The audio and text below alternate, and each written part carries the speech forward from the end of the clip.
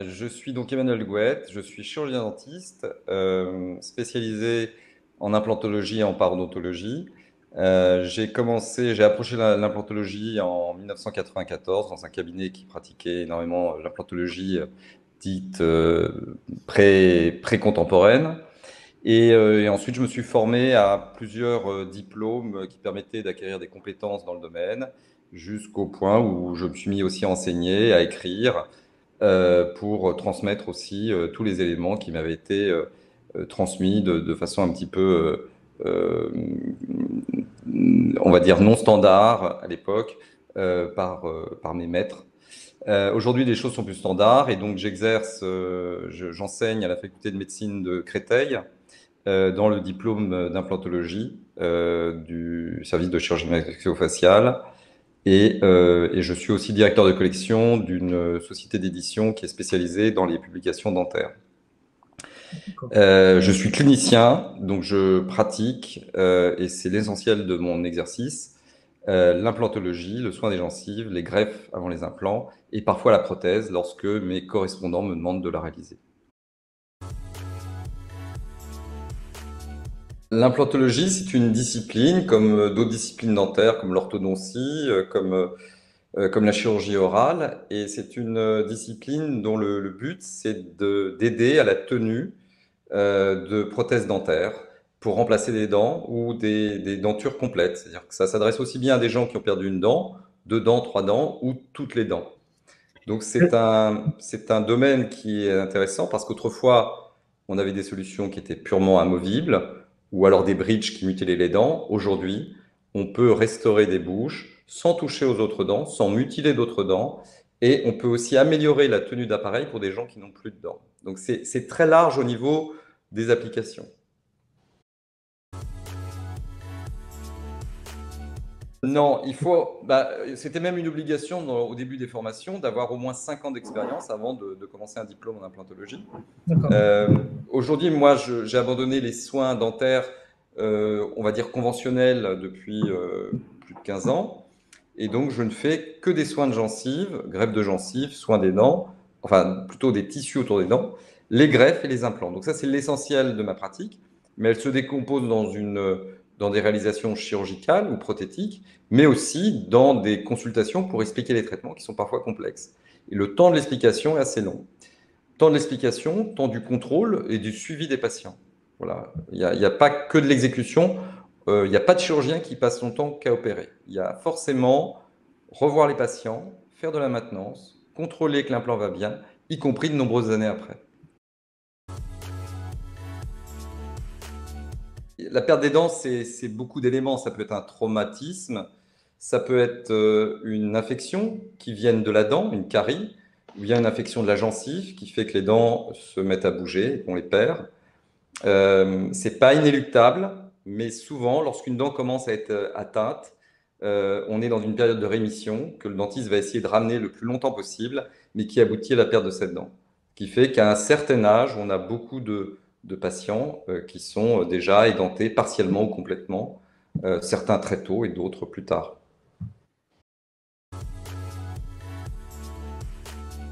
La perte des dents, comme je vous disais, elle est multifactorielle. Donc, en effet, il y a un héritage qu'on pourrait dire un patrimoine qui nous rend plus ou moins fragiles, par exemple au niveau de l'émail, ou parfois particulièrement susceptibles pour des maladies de gencives. On sait qu'il y a des familles de patients qui sont plus atteints par des maladies qui vont être très agressives et qui vont entraîner la perte de nombreuses dents.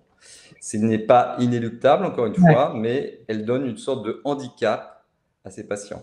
Lorsqu'il s'agit d'un traumatisme, évidemment, on est tous égaux devant le trauma. La perte se fait parce que, évidemment, il y a une atteinte qui est de l'ordre d'un choc et qui fait que même avec des dents résistantes, on peut perdre des dents.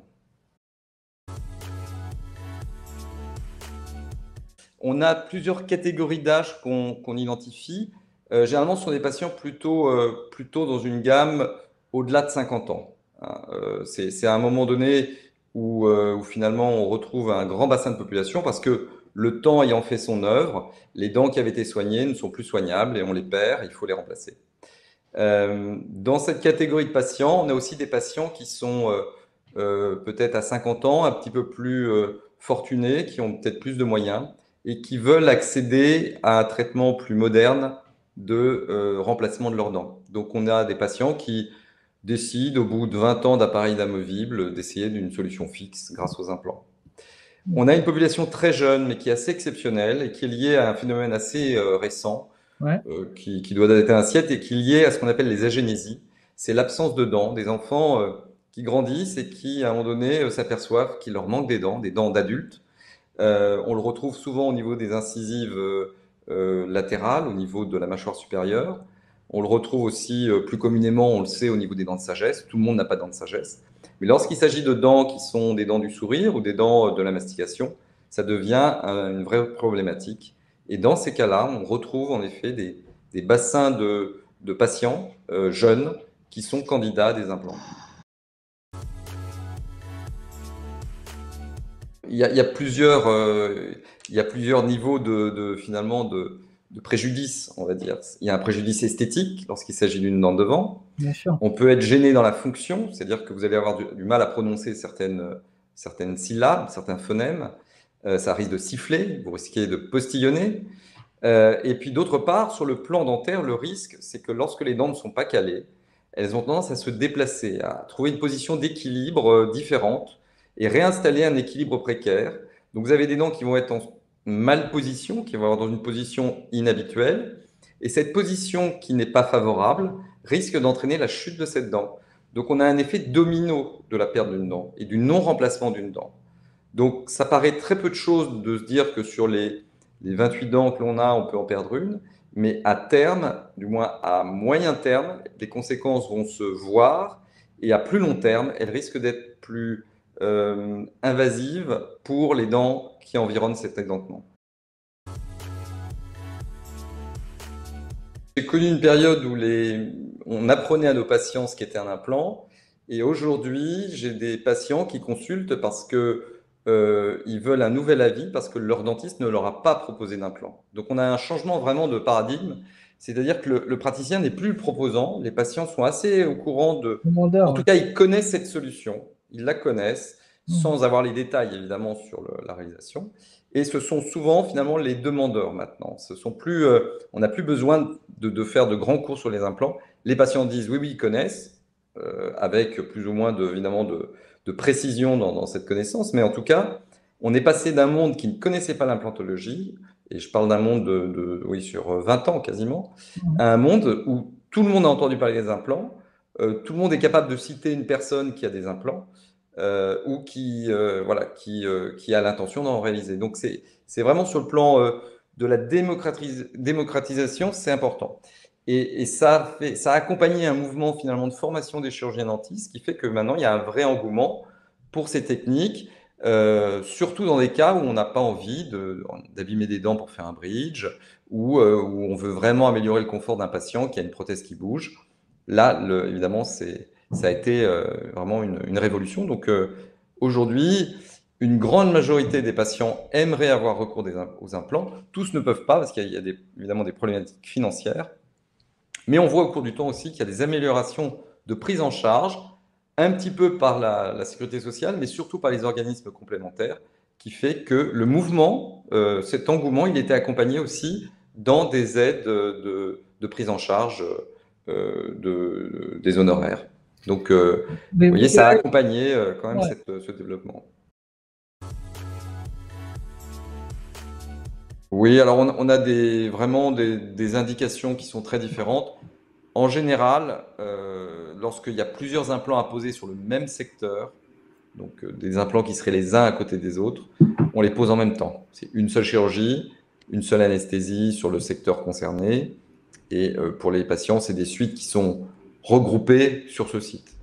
Maintenant, on a des patients qui parfois, pour des raisons économiques, des prises en charge de complémentaires de santé qui se font sur une année puis sur l'autre, décident de différer le traitement et de le faire en plusieurs étapes. Donc là, ce sont des indications qui ne sont plus médicales, mais purement financières. Mais médicalement, la limite de ce que l'on peut faire, c'est un petit peu la limite du patient, c'est-à-dire une intervention qui ne doit pas dépasser en anesthésie locale les 2 heures, 2 heures et demie. De niche, aujourd'hui, je pense, enfin, en France, je crois qu'on est très bien situé au niveau européen en termes de nombre d'implants posés par habitant. Il y a encore 5 ans, je pense qu'on était à 700 000 implants posés en France. Quand en Grande-Bretagne, ils en posaient, déclarés, je parle, hein, voilà, et vous savez que les mesures sont toujours difficiles. Eh bien, en Angleterre, on était à 90 000. Les plus gros poseurs sont en Espagne et en Italie. D'accord. Là, on dépasse le million. Et je parle de chiffres qui ont, je pense, oui, 4-5 ans. Ce qu'on voit, c'est que ça se développe très vite et que de plus en plus, l'implant devient le traitement de référence. Oui, et ça, c'est international. Hein, c'est pas local.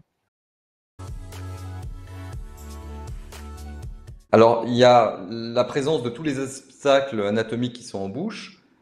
Ça commence par des choses très simples, la limitation d'ouverture de la bouche des patients. Pour pouvoir travailler, il faut quand même qu'on ouvre la bouche, mais ça, c'est vrai pour tous les soins dentaires. Et les autres difficultés, c'est finalement des éléments qui n'ont pas forcément été perçus lors des examens radiologiques ou des consultations, qui sont par exemple la qualité osseuse, qui est parfois difficile à envisager. Donc, en gros, l'os dans lequel on va mettre l'implant peut avoir une densité qui est différente d'un patient à l'autre, qui est parfois interprétable sur une radio, mais qui n'est pas toujours perceptible aussi bien que lorsqu'on opère. C'est-à-dire au moment où on opère, on a la réalité, on le sent, et c'est quelque chose d'assez empirique finalement. Et cette difficulté, c'est d'appréhender finalement la qualité de l'ancrage que l'on va avoir au niveau de l'implant. Eh bien, en effet, là, c'est tout l'aspect médico-légal et puis tout le rapport éthique qu'on entretient avec ses patients. On peut considérer que l'on va reprendre à sa charge le traitement, c'est-à-dire qu'on va retrouver un rendez-vous, reposer un implant, sans rien faire payer au patient. Ou au contraire, dire, bah, écoutez, moi, je ne suis pas responsable de l'échec et refuser de prendre en charge le traitement et demander au patient de repayer. Et c'est là où on peut avoir, en effet, parfois un litige qui s'établit entre un patient qui estime que le succès aurait dû être garanti et un praticien qui estime que l'aléa fait partie de la pratique. C'est de refaire le traitement. Ouais, bien sûr. Non, j'imagine. Donc de refaire le traitement, c'est-à-dire refaire la chirurgie. Peut-être de reconstruire le site, parce que lorsque vous avez fait un forage dans l'os, eh bien parfois il y a une fonte osseuse, donc il faut reconstruire avant de mettre l'implant. Ou parfois l'obligation de souscrire à une alternative pour le patient, de proposer un appareil mobile, parce que la situation ne permet plus, ou le patient se refuse à retenter l'expérience en gros.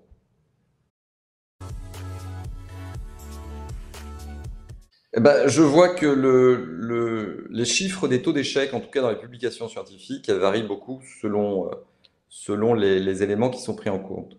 Pourquoi? Parce que la recherche scientifique mesure soit ce qu'on appelle le taux de survie des implants, c'est-à-dire est-ce que les implants, au bout de 5 ans, 10 ans, sont toujours en bouche, sans constater dans quel état ils sont en bouche. C'est-à-dire est-ce que la gencive est saine, est-ce que l'os est resté en place ou est-ce qu'il a fondu? Et puis, il y a des études qui mesurent le taux de succès, c'est-à-dire qu'ils vont prendre des critères qui sont fixés par les auteurs, comme par exemple l'aspect esthétique ou la qualité du maintien du niveau osseux. Donc, ce sont des critères qui sont moins standards que le taux de survie et qui, évidemment, sont difficiles à interpréter sur un grand nombre d'études qu'on essaye de rassembler. Le taux d'échec de 20%, s'il est ramené sur une pratique à 5 ans, me paraît énorme. Mais dans échec, on parle aussi bien de ce qu'on peut appeler les échecs précoces, c'est-à-dire ceux qui vont survenir avant la mise en place de la prothèse, et les échecs tardifs qui surviennent alors que la prothèse a été mise en place et qu'on est peut-être à 5-10 ans. Donc cette globalité du 20%, pourquoi pas, mais en effet, elle n'est pas très significative pour un patient lui-même, parce que en effet, on a vraiment là pour le coup des mesures qui sont faites sur des catégories d'échecs qui sont très différentes. Ce que je peux préciser par contre, si vous voulez des taux précis, et là, il n'y a pas de consensus, mais il y a quand même un grand nombre de publications qui reprennent les mêmes chiffres. On considère qu'à 10 ans, un patient sur 5 sera concerné par une maladie qui intéresse ou qui atteint l'implant, et qu'un implant sur 10, donc ça c'est population générale, est concerné par la maladie, par une périimplantite, donc une maladie qui vient autour des implants. Donc ça représente, on va dire, 10% des implants et 20% de la population. Comme dans toute la société, il y a de tout, mais on retrouve une forte tendance à l'attrait de l'innovation, parce que ça t'est souvent une... Je pense que les chirurgiens dentistes sont ils sont prudents, mais ils sont très à l'écoute de ce qui leur permet d'améliorer la pratique, le confort de leurs patients et leur sécurité. Pourquoi? Parce que si on avait dû figer la dentisterie dans quelque chose de standardisé comme il y a 30 ans, aujourd'hui, les patients ne bénéficieraient pas des avancées qu'on a aussi bien dans les matériaux que dans la légèreté de certains traitements. On a beaucoup diminué l'invasivité de certains traitements et on a beaucoup facilité le travail des chirurgiens dentistes. Donc, ils sont attentifs, ils sont prudents, mais lorsqu'un élément leur paraît pertinent pour améliorer leur pratique, la sécurité de leur traitement et la santé de leurs patients, ce sont des praticiens qui passent le pas et qui investissent. Oui, ça c'est clair. Ben, si on est expérimenté, on va aller vers des protocoles qui sont plus complexes et donc qui présentent un niveau de risque plus important. Et par là même, ce n'est plus l'expérience clinique qui va être suffisante, c'est d'avoir quelque chose qui nous dise vraiment, là on peut y aller, on peut continuer tel qu'on l'avait planifié notre traitement, ou au contraire, on va dire stop, la situation clinique ne nous permet pas de poursuivre tel qu'on l'avait prévu. Et là, évidemment, il nous faut un instrument qui nous dise feu vert ou feu orange ou feu rouge. C'est un peu ça qu'il faut. Et puis il y a le deuxième aspect qui concerne les anciens et les nouveaux implantologues, c'est aussi l'aspect médico-légal, c'est-à-dire aujourd'hui de pouvoir tracer tout le matériel qu'on utilise, mais aussi de pouvoir tracer la qualité du traitement qu'on a pu accomplir au cours de la chirurgie. Tout ce qui va éviter d'avoir des échecs et donc de refaire, donc perdre du temps, parce que la plupart du temps, il faut bien le dire, les traitements sont refaits à titre gracieux, complètement ou partiellement.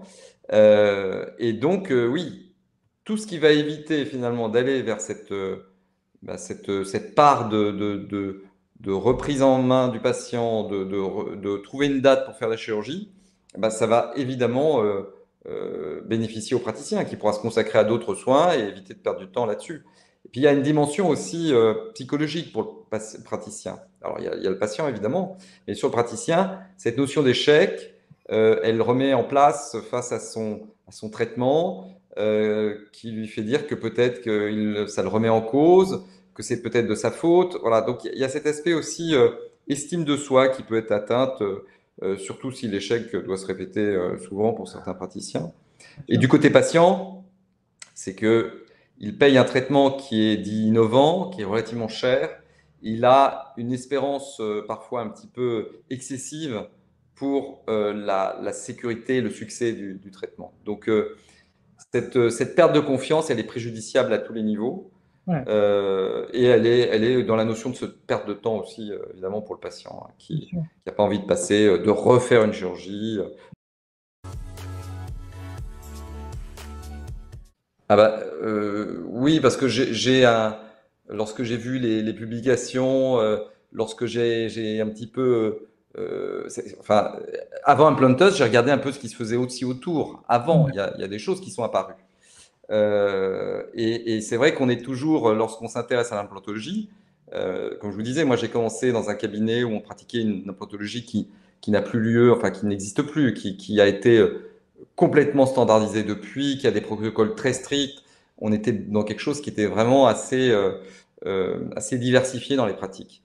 Et donc, quelque chose qui va venir compléter mon expérience et venir me donner des éléments nouveaux pour encore améliorer et affiner cette perception que j'ai de la réalité biologique autour des implants, pour moi, oui, c'est un domaine d'intérêt. Donc, je suis non seulement partant, mais enthousiaste à l'idée, en effet, d'avoir dans quelques temps un dispositif de ce type. Oui.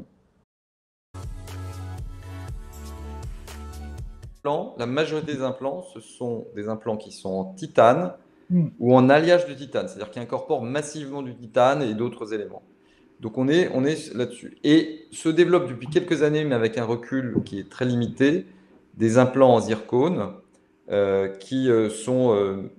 c'est un oxyde métallique qui a l'aspect d'une céramique qui est blanche et pour lequel, en effet, on a vu apparaître des implants pour des indications spécifiques, soit d'allergies à titane qui sont très rares, soit plutôt une vision un petit peu esthétique de cet implant.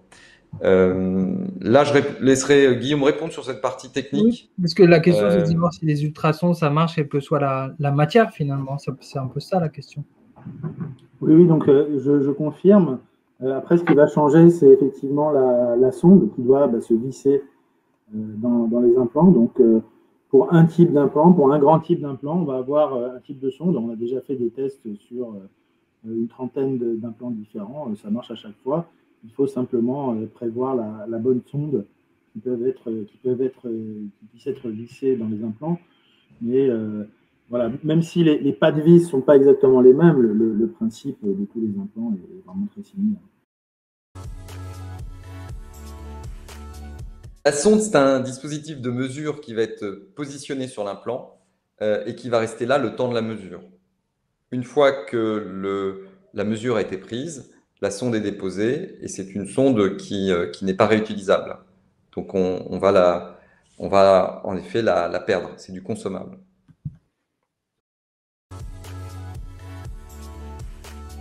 La périimplantite, donc cette inflammation qui entraîne une fonte de tissu osseux, elle est spécifique des implants. Elle est apparue avec l'implantologie. Mais vous pouvez la rapprocher d'une maladie que le public connaît bien, c'est le déchaussement des dents. Ouais. C'est la perte de l'os autour des dents, qui s'appelle la maladie parodontale. Je schématise vraiment non, mais c'est pas beaucoup. grave. Mais c'est, je vous demande, voilà. Mais vous savez bien le faire, merci. Et donc, cette maladie parodontale, cette maladie qui atteint les dents, et qui font qu'on peut avoir des dents qui sont indemnes, qui n'ont jamais eu de carie, mais qui se mettent à bouger et qui tombent. Eh bien, on peut avoir la même chose autour des implants. Donc, ce qui concerne les implants, ça s'appelle une périimplantite. Ce qui concerne les dents, ça s'appelle une parodontite. Aussi bien pour les dents que pour les implants, si vous détectez la maladie tôt, vous pouvez intervenir et arrêter son progression. Donc, c'est ça l'intérêt aussi d'avoir des sondes, ou en tout cas des éléments qui vont nous indiquer, alors ça peut être des éléments cliniques, ça peut être des éléments de mesure, qui vont nous indiquer précocement l'apparition de cette maladie. D'accord. Et donc, il n'est pas trop tard lorsqu'elle apparaît. Ça n'est pas inéluctable. Le domaine de tout ce qui est recherche sur les médiateurs de l'ostéogenèse, tout ce qui va permettre de reconstruire de l'os, des éléments qui vont permettre de stimuler la formation osseuse, elles sont utilisées dans certains domaines, mais pas dans l'implantologie. Elles sont utilisées en carcinologie, elles sont utilisées en ORL, en chirurgie maxillofaciale. Aux États-Unis, il y a des choses qui sont faites dans ce domaine. En France, ça avance, mais c'est pas encore dans l'application du cabinet dentaire lambda. C'est en termes de recherche. Il y a des équipes à Marseille, des équipes à Bordeaux. Voilà, donc c'est demain, mais c'est plutôt après-demain, mais c'est pas immédiat. C'est certain que c'est des voies qui nous intéressent énormément, puisque les enjeux aujourd'hui, c'est de pouvoir proposer à tous les patients qui avaient des atrophies osseuses importantes des traitements qu'on ne pouvait pas leur proposer il n'y a pas longtemps. Donc, il est certain que cette voie-là, elle va être explorée et qu'on aura aussi besoin de mesurer la qualité osseuse qui a été obtenue. Ce qu'on envisage, c'est de développer également la stimulation ultrasonore, c'est-à-dire le fait que les ultrasons peuvent être utilisés pour améliorer la reconstruction osseuse. C'est utilisé dans les dispositifs qui sont sur le marché pour les fractures, pour améliorer la reconstruction osseuse autour de fractures. Et la déclinaison effectivement de notre dispositif va permettre d'utiliser les ultrasons pas seulement pour mesurer l'ostéo-intégration, mais également pour stimuler la repousse osseuse à l'aide des ultrasons. Voilà.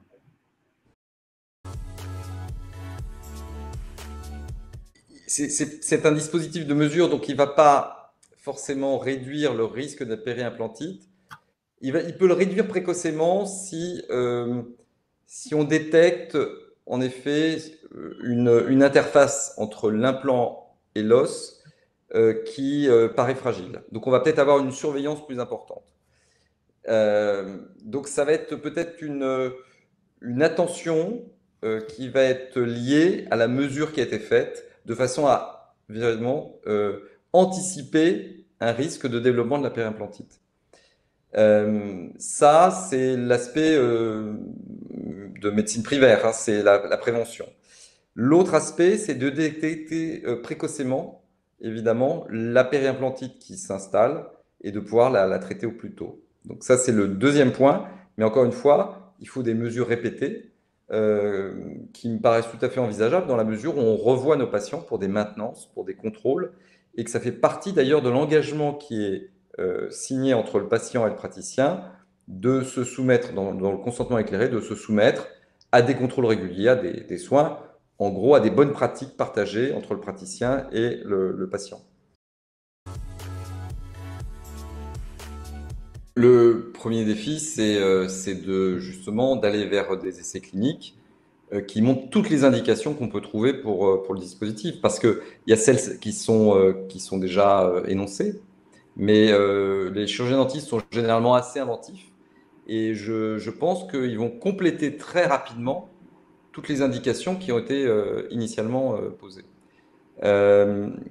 Parce que on mesure, comme vous l'avez vu, la qualité de l'ancrage de l'implant au niveau de l'os, on mesure le risque d'apparition d'une maladie autour de l'implant, mais on va mesurer aussi la possibilité de conduire des techniques particulières, ce qu'on appelle des mises en charge, par exemple de faire la prothèse le jour même de la pose de l'implant.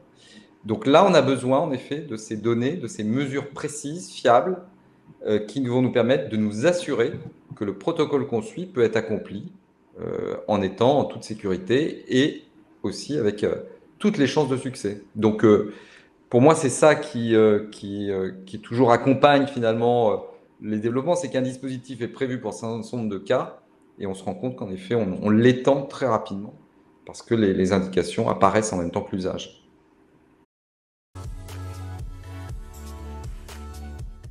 Écoutez, pour vous dire que je pense qu'aujourd'hui, enfin, et surtout après l'année qu'on a traversée, on sait que l'humain, la santé, le care, c'est au cœur vraiment de ce qui est important. Les gens s'en rendent compte.